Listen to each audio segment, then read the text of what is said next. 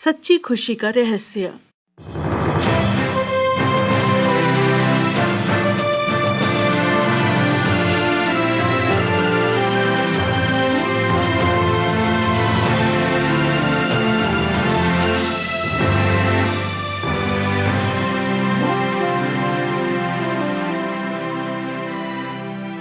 श्रोताओं, यीशु की कहानी कार्यक्रम में आपका स्वागत है। उन दिनों पूरे गलील नगर में प्रभु यीशु की सेवकाई बढ़ती जा रही थी। उनके उपदेश को सुनने के लिए बड़ी भीड़ एकत्रित हुआ करती थी। उन्होंने जो शिक्षा दी वो पहाड़ी उपदेश के नाम से जाना जाता है। उन्होंने ये उपदेश गलील नगर में दिया था। जब आप इस नाटिका को सुनते हैं तो यीशु ने संतोष और खुशी के बारे में जो शिक्षा दी उस पर अवश्य चिंतन करें, जो संसार के द्वारा दी जाने वाली शिक्षा से विपरीत है। इस नाटिका को सुनने के बाद गौर करें कि व्यक्तिगत रूप से ये नाटिका आपको क्या संदेश देती है। यीशु ने जो शिक्षा दी उसके प्रत्युत्तर में आपको अपने जीवन में किस परिवर्तन की आवश्यकता है। आइए अब सुनते हैं नाटक जिसका शीर्षक है सच्ची खुशी का रहस्य।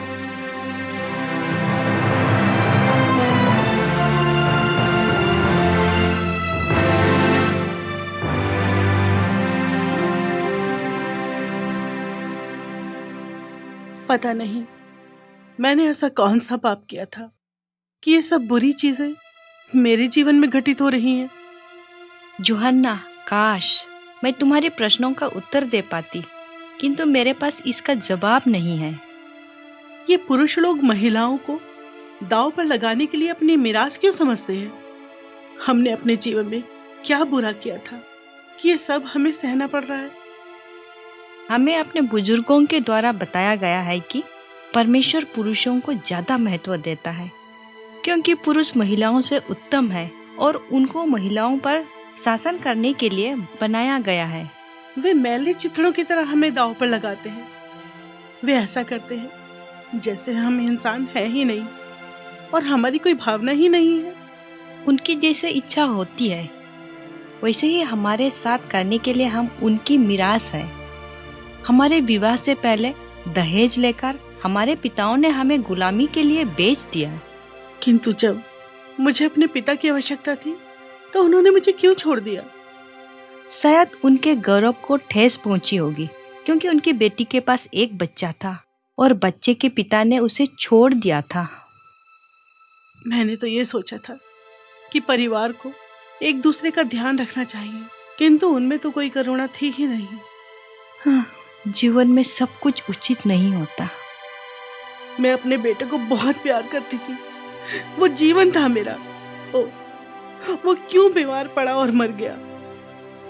इसका कोई अर्थ नहीं है और निश्चय ही ये उचित भी नहीं है। मेरे प्रश्नों को बार बार सुनने के लिए तुम्हारा धन्यवाद सारा। तुम मेरी सच्ची सहेली रही हो। मेरे पति के मर जाने के बाद मैं नहीं जानती थी कि मैं क्या करूंगी, और उसके बाद मैं बीमार पड़ गई और कई वर्षों तक दुख उठाया, और तुम मुझे अपने घर ले आई और मेरे भली प्रकार देखभाल की। तुम्हारा बहुत बहुत धन्यवाद। कृपया मुझे क्षमा कर दो। मैं तो भूल ही गई थी कि तुम तो स्वयं ही मुसीबत की मारी हुई हो। कोई बात नहीं, फिर हम सखी किस लिए हैं? ओह, मेरी इच्छा है कि मैं क्या करूं कि तुम चंगी हो जाओ और इस बीमारी से तुम्हें मुक्ति मिल जाए। मेरी चिंता मत करो, मेरे दर्द से अधिक कहीं तुम गहरी पीड़ा में हो। ओह, मुझे तो बहुत देर हो गई। मुझे बाजार जाना जरूरी है, तभी हमारे खाने के लिए भोजन उपलब्ध हो सकेगा। मैं शीघ्र ही वापस आऊंगी।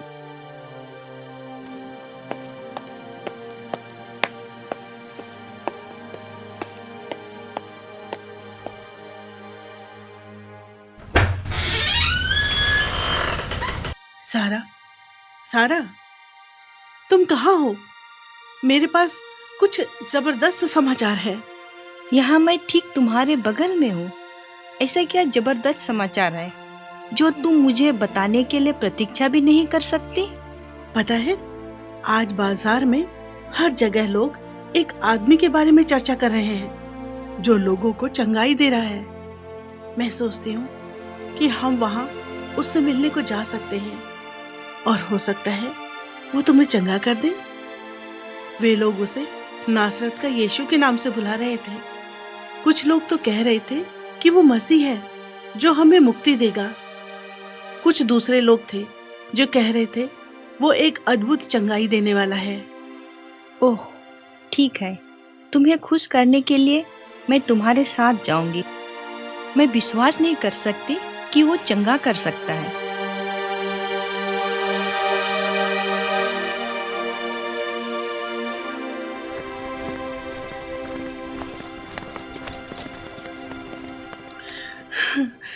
मैं सचमुच आशा करती हूँ कि तुम निराश नहीं हुई होगी।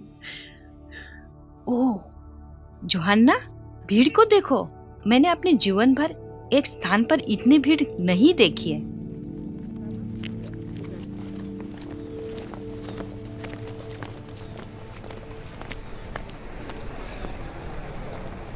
ये एक महान चिन्ह है। जैसे जैसे लोग यीशु को जान रहे हैं, उनकी लोकप्रियता बढ़ती जा रही है। चलो वहां निकट जाते हैं। वहां ऊंचाई पर अवश्य यीशु होंगे और वो लोगों को चंगाई दे रहे होंगे। मुझे आश्चर्य हो रहा है। चंगाई का प्रदर्शन करने के लिए वो क्या जादू कर रहा होगा या गुमराह कर रहा है?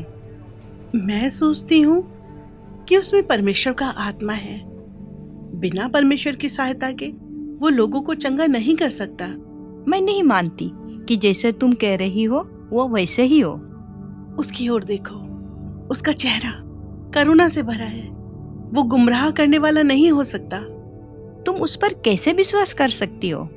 तुमने तो अभी तक उससे भेंट तक नहीं की है। ओह, वो आप संदेश देने जा रहा है। हमें उसे सुनना चाहिए।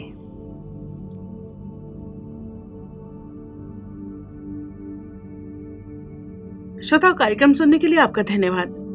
कुछ ही क्षणों में इस कहानी को आप फिर से सुन सकेंगे।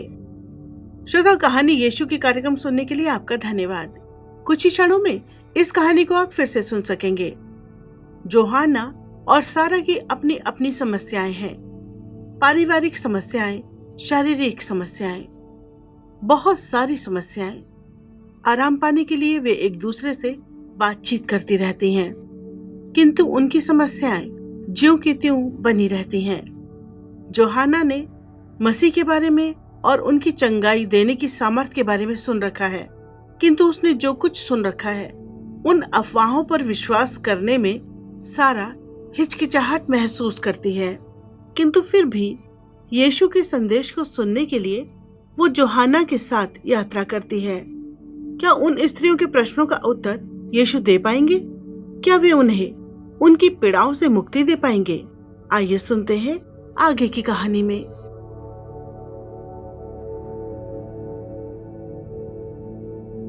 धन्य है वे। तुम कहते हो कि केवल धर्मी लोग ही परमेश्वर के राज्य में प्रवेश करेंगे। किस प्रकार की धार्मिकता के बारे में तुम बातें कह रहे हो? हमारी व्यवस्था कहती है कि व्यवस्था की विधियों का पालन करने के द्वारा ही धार्मिकता प्राप्त होती है।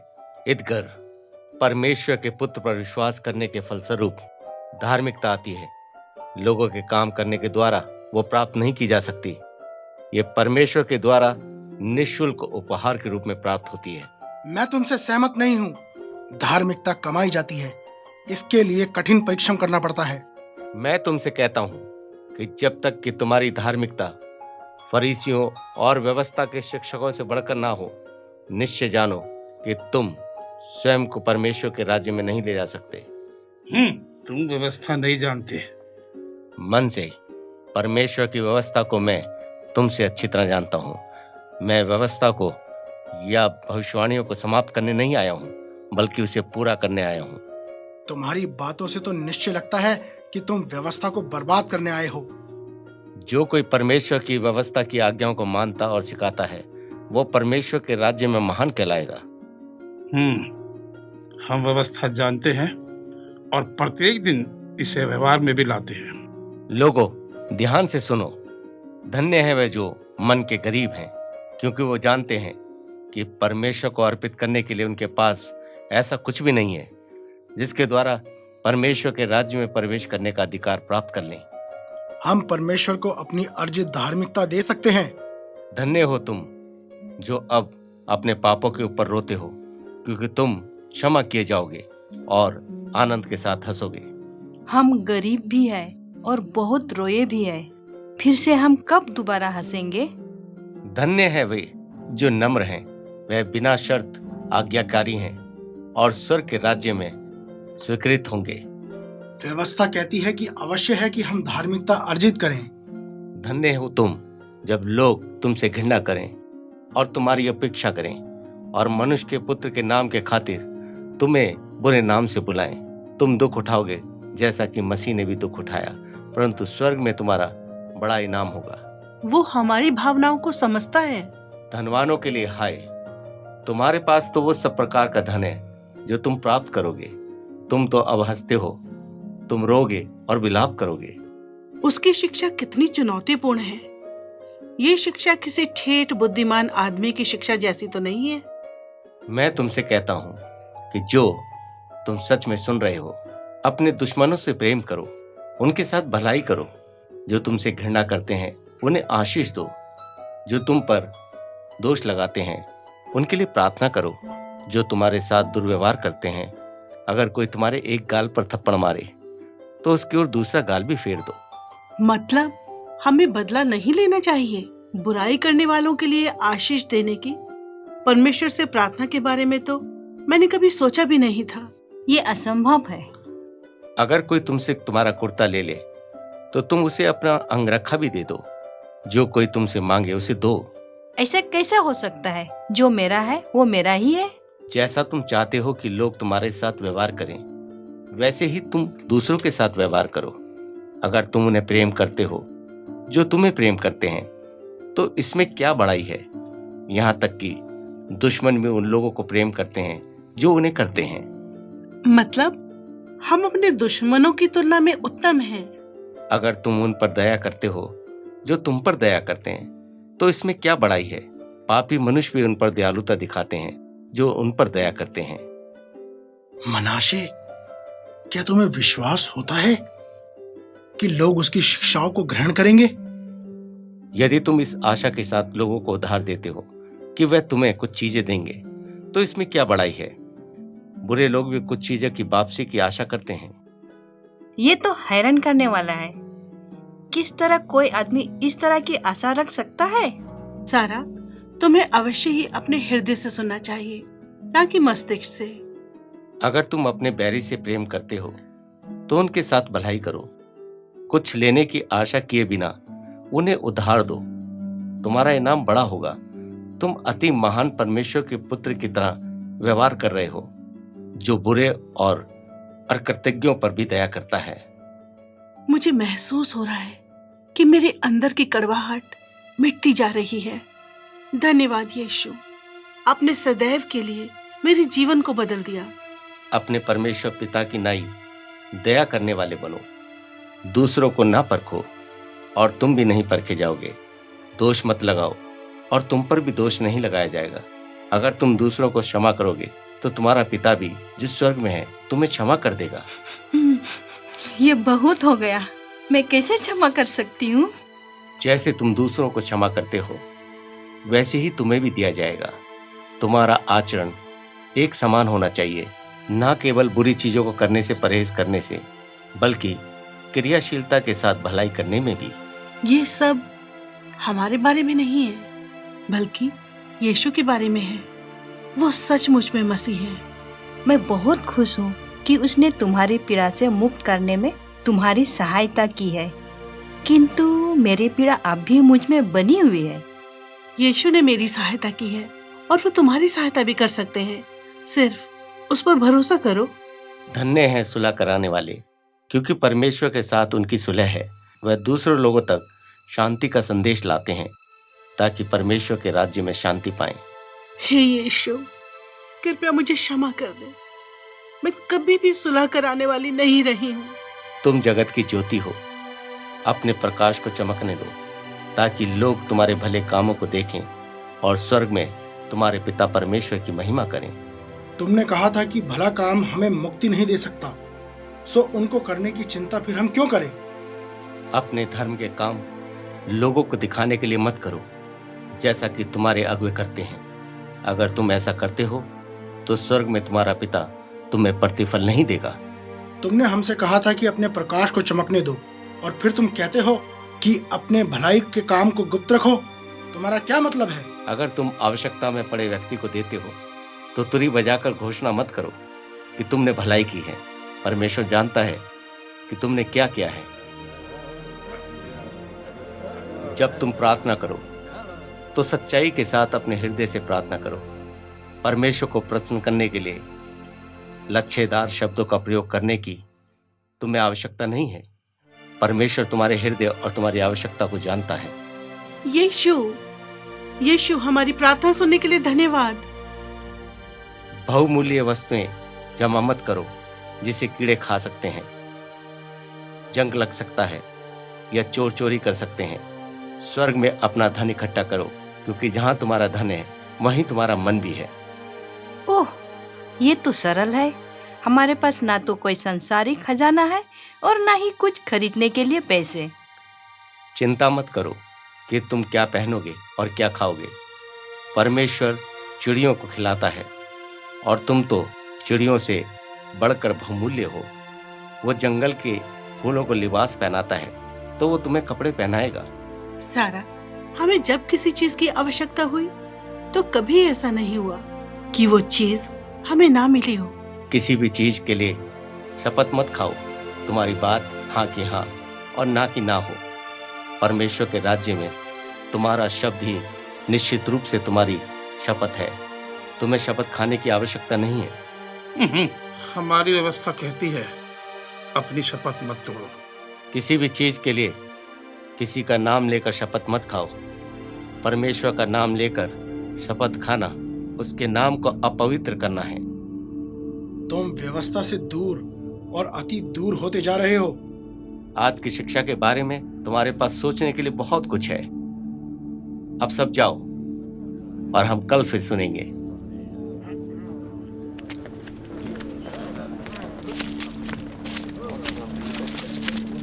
हे यूहन्ना, ऐसा लगता है कि यीशु हमारे ही तरफ आ रहा है। मैं उससे मिलना नहीं चाहती। ओह, वो हमारी ही तरफ आ रहे हैं। आराम से रहो। हे स्वामी, आपका धन्यवाद। आपने मुझे स्वतंत्र कर दिया। यूहन्ना, तुमने बहुत सारी बुरी चीजों से दुख उठाया है। पुरुष लोग तुम्हारे प्रति बहुत निर्दयी रहे हैं और तुमने अपना बेटा खो दिया है। मुझे बहुत दुख है। अरे, आप तो मेरे बारे में सब कुछ जानते हैं, लेकिन कैसे? तुम्हारे जन्म लेने के समय से पिता परमेश्वर ने और मैंने तुम्हें अपने हृदय में रख रखा है। आज ही मेरे सर से बहुत सारे बोझ उतर गए हैं। आज से मैं आपकी सेवा करूंगी। तुम्हारा धन्यवाद। और सारा, तुमने भी बहुत सारा दुख उठाया है। तुम्हारे जीवन के अधिकांश समय में तुम एक पीड़ादायक लाइलाज बीमारी से ग्रस्त रही हो। लेकिन आप ये सब मेरे बारे में कैसे जानते हैं? और तुम्हारा पति मर चुका है। तुम्हारा जीवन बहुत कठिनाई में रहा है, लेकिन तुम अकेली नहीं रही हो। पिता और मैं सदैव तुम्हारे साथ रहे हैं। हे यीशु, निश्चय ही आप मुझे भी जानते हैं। तुम अब अपनी बीमारी से चंगी हो जाओ। हे यीशु, कृपया आप मुझे मेरे सारे पापों से क्षमा दे दे। मैं भी आपसे लेकर सदैव तक आपके प्रति समर्पित रहूंगी। अब हम सब परमेश्वर के परिवार में एक साथ हैं। मनासे, निश्चय ही अब हमें अपनी योजना का पालन करना होगा। इससे पहले कि ये और लोगों को गुमराह करे, इसको रोकना होगा। श्रोताओं, यीशु ने सिखाया कि खुशी का सही रहस्य सरलता के साथ परमेश्वर पर और उसकी भलाई पर भरोसा रखना है। यीशु ने कहा, इसलिए तुम चिंता करके ये मत कहना कि हम क्या खाएंगे या क्या पिएंगे या क्या पहनेंगे, क्योंकि अन्य जाति भी इन सब वस्तुओं की खोज में रहते हैं। पर तुम्हारा स्वर्गीय पिता जानता है कि तुम्हें इन सब वस्तुओं की आवश्यकता है। इसलिए पहले तुम परमेश्वर के राज्य और उसके धर्म की खोज करो, तो ये सब वस्तुएं भी तुम्हें मिल जाएंगी। यीशु हमारी सहायता करेंगे। अब समय है कि हम परमेश्वर को अपना प्रत्युत्तर दे सकते हैं। परमेश्वर ने एक मार्ग बनाया है कि हमारे पाप क्षमा किए जाए। ये मार्ग उसके पुत्र प्रभु यीशु मसीह के द्वारा है।